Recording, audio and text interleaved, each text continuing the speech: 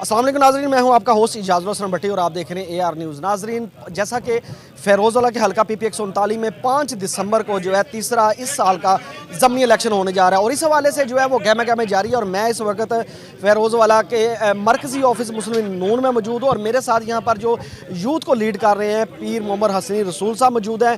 उनसे हम जानते हैं। सबसे पहले तो सर मुझे ये बताइएगा कि जो ऑफिस में गहमा गहमी है और 5 दिसंबर को जो है वो इलेक्शन होने जा रहा है, इस वाले से बताइएगा कि किस हद तक आप देख रहे हैं कि आप जो है ये इसमें कामयाब होंगे। देखें जी, जो नज़र आ रहा है वो तो शेर की जीत नज़र आ रही है और पाकिस्तान मुस्लिम लीग नून की जीत नज़र आ रही है, क्योंकि ये जब भी 85 से ये रिज़ल्ट है कि जब भी इधर इलेक्शंस हुए हैं तो पाकिस्तान मुस्लिम लीग नून को ही फ़तह मिली है, राना तनवीर साहब की क़यादत में मिली है।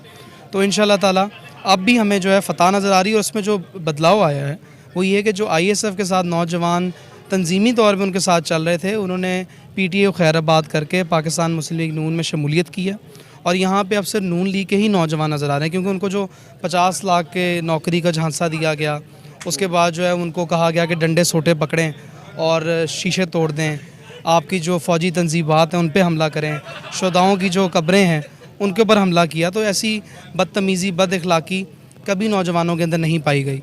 तो नौजवानों को भी नज़र आ गया कि उनको गुमराह किया गया, उनके माँ बाप के आगे उनको खड़ा कर दिया। अच्छा सर, जैसा कि आपने गुमराह के हवाले से बात की है, तो सबसे पहले तो जो सोशल मीडिया है हमारा, आप देख रहे हैं कि ज़्यादातर हम अक्सर देखते हैं कि सोशल मीडिया पर जो नौजवानों को जो है ना वर्गलाया जाता है उस लिहाज से, और नौजवान का जो एक माइंड होता है वो भी जहाँ पे सेट हो जाता है फिर वो वहीं पर रहते हैं। तो आप जो है फ़िरोज़वाला में लीड कर रहे हैं, आपने सोशल मीडिया के हवाले से भी कोई एक्टिविटी की है? जी बिल्कुल की है। देखें, अब जो बल्कि आज ही हुकूमती सतह के ऊपर डिजिटल लॉज के ऊपर जो डिजिटल राइट्स भी हैं, देखें सोशल मीडिया इस्तेमाल करना सबका हक है, ये एक पहले नहीं था, अब हक बनेगा, ये राइट है सबका।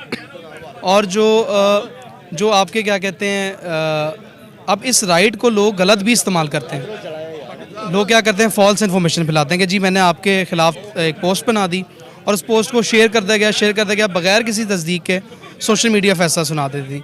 अब जो उसके ऊपर लॉज कानून साजी होना, क्योंकि ये 5th जनरेशन वॉरफेयर थी पूरी दुनिया के अंदर, जो है वो आपने देखा कि किस तरीके से मीडिया को भी और सोशल मीडिया को मैनिपुलेट किया गया, कई इंटरनेशनल इलेक्शंस के अंदर मैनिपुलेट किया गया, फिर ये बैतुल मुक़द्दस की जंग के लिए मैनिपुलेट इजराइल करती रही। तो अब जो एक एजेंडा है फॉल्स इन्फॉर्मेशन का, ये तो शुरू से है ना, कि आप ये देखें कि हमारे दीन के अंदर भी कि जो शैतान जो है वो दिल में वसवसे पैदा करता है, उसी तरह ये टूल है एक सोशल मीडिया। अब इसके अंदर जो है वो एक शर अंगेज़ी बात निकाल दी जाती है और उस बात को यकीनी बनाया जाता है, तो लिहाजा अब उसके ऊपर जो है वो कानून साजी हो रही है।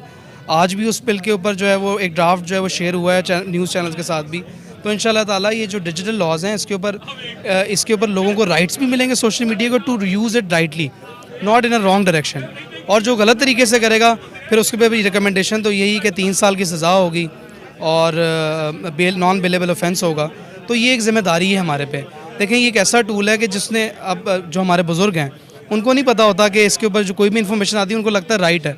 अब नौजवानों को इस्तेमाल किया गया। पहले आपको याद हो KPK के अंदर वो बाकायदा तनख्वाह देते थे सोशल मीडिया वालों को कि ये फॉल्स इन्फॉर्मेशन फैलाओ, और उसमें बुशरा बीबी की ऑडियो लीक्स आवाम भूल गई है, जो उसमें वो कहती थी कि मशवानी इसको इस्लामिक टच दो, इसको जो है वो दिखाओ कि ये जो है मुल्क के गद्दार हैं, ये अमरीकी साजिश है, और अब खुद अमेरिका के पैर पकड़ रहे हैं। ट्रंप के इलेक्शनों में नज़र नहीं आया कि मुसल्ले में तो इनके PTA के नौजवान नज़र आ रहे थे, लेकिन वो नौजवान जो कल्ट के अंदर जा चुके हैं उनको रिहेबिलिटेट करना मुश्किल है। लेकिन जो आपकी आवाम है, नौजवान है, जैसे यहाँ पे भी जो ISF के नौजवान थे फ़िरोज़वाला में, अब वो पाकिस्तान मुस्लिम लीग नून के साथ हैं और शेर के साथ हैं और हक के साथ हैं, क्योंकि ये राइट इन्फॉर्मेशन के ऊपर बिलीव करते हैं।